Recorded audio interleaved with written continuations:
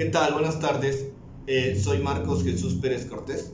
El día de hoy les tenemos una cápsula jurídica en referencia al tema de teoría del caso en el proceso penal acusatorio.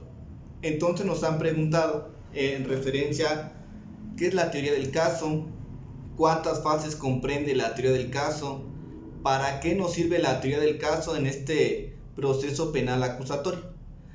Bien, de inicio tenemos que la teoría del caso va a ser una metodología para que nosotros desde el inicio, ya sea como abogado postulante, abogado defensor o como asesor jurídico de la víctima, sepamos cuáles son los elementos con que contamos, ya sea para realizar una defensa del imputado o para llevar a cabo el adecuado asesoramiento de la víctima u ofendido. Bien, entonces tenemos que esta teoría del caso va a ser una metodología que nos va a ayudar a razonar y a comprender con precisión, dependiendo de la etapa que estemos atendiendo el asunto, qué es lo que tenemos que hacer, cómo lo tenemos que hacer y para qué. Bien, de inicio tenemos que la teoría del caso tiene diversas fases. En primer lugar, elementos fácticos, elementos jurídicos, elementos probatorios y por último hay algunos autores que nos hacen referencia a fortalezas y debilidades de la misma teoría del caso. Bien, el primer punto, elementos fácticos, hace referencia a los hechos.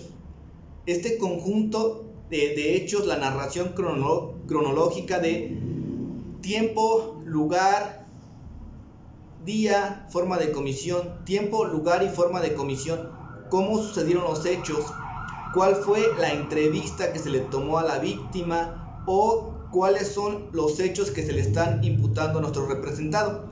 Entonces, de inicio, en nuestro primer recuadro vamos a tener elementos fácticos. Estos elementos fácticos son los hechos sobre los cuales va a versar la investigación, ya sea que estemos como asesores jurídicos o que estemos como abogados defensores del imputado. Entonces tenemos que revisar que estos hechos correspondan o encuadren con el tipo penal que se le está imputando a nuestro representado, en dado caso de ser abogados defensores del imputado. Y en dado caso de estar representando como asesores jurídicos a la víctima, tenemos también que revisar con precisión esos hechos, tiempo, lugar, forma de comisión, las personas que intervinieron, cómo intervinieron, acudir al lugar de los hechos, revisar la cuestión de los peritos, entre otros. Entonces, elementos fácticos. Elementos jurídicos. En la parte de elementos jurídicos va a corresponder, dependiendo la entidad en donde estemos postulando, Estado de México, Código Penal del Estado de México, Ciudad de México, Código Penal de la Ciudad de México, nuestro Código Nacional de Procedimientos Penales, tratados internacionales, jurisprudencia. Elementos jurídicos hace referencia a todo el conjunto de normas, principios, incluso tratados internacionales que podemos y debemos ocupar en beneficio de nuestro representado, ya sea la víctima, el ofendido o ya sea el caso que estemos representando a el imputado.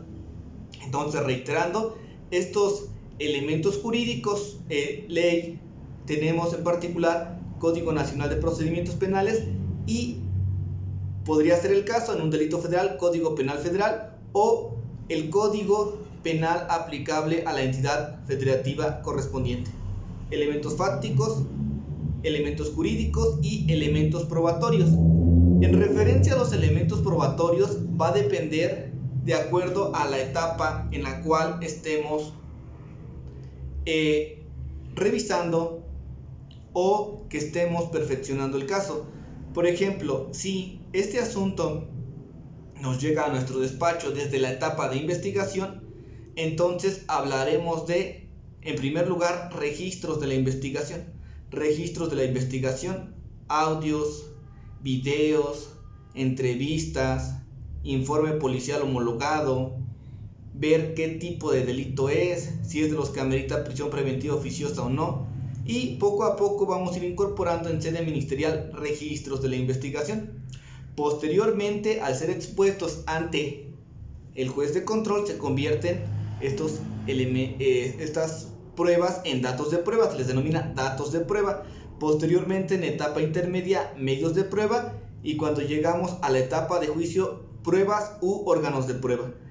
Entonces, en ese recuadro vamos a acomodar en referencia a cuáles son los elementos probatorios que tenemos, ya sean registros de la investigación, ya sean datos de prueba, medios de prueba u órganos de prueba. Entonces tenemos que acomodar, por ejemplo, tenemos a favor la entrevista que se le tomó a la víctima en dado caso de ser asesores jurídicos de la víctima, la entrevista que se le tomó a 2 testigos, periciales, audios, videos.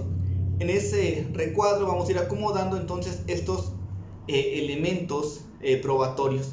Y por último, hay algunos autores que nos mencionan esta parte de fortalezas y debilidades. En este recuadro vamos a tener cuáles son las fortalezas de nuestro caso y cuáles son las debilidades para también poder conocerlas. Bien, por último, reiterando, entonces nuestra teoría del caso es una metodología jurídica para el análisis específico de nuestro caso, ya sea que estemos como asesores jurídicos de la víctima o del ofendido, o que estemos como abogados postulantes de el imputado, la persona que se le está investigando. Y esta teoría del caso comprende elementos fácticos, elementos jurídicos, elementos probatorios y por último fortalezas y debilidades.